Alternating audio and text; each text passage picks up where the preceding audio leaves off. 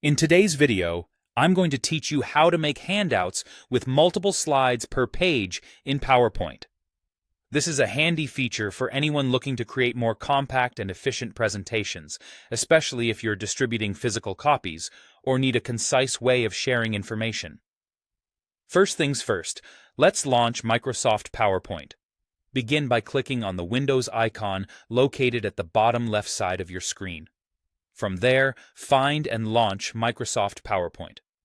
Once PowerPoint is open, you can either select an existing presentation or create a new one. As you set up your presentation, feel free to add any necessary content, whether that's photos, tables, or other elements that are essential to your slides. Now that you've got your presentation ready, the next step is to navigate to the File tab at the top left corner of the screen and select Print. This will open up your print settings.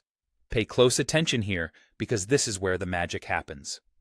In this Print Settings menu, find the drop-down menu usually labeled as Print What or Full Page Slides. From here, you'll want to choose the Handouts option under this drop-down menu. Doing so allows you to print more than one slide per page, making it ideal for creating handouts. As you continue, you'll come across another drop-down menu next to the term Full Page Slides. Click on this, and it will offer you several different handout configurations. You can choose from options like 2 slides per page, 4 slides per page, or even 6 slides per page, depending on how many slides you want on each printed sheet.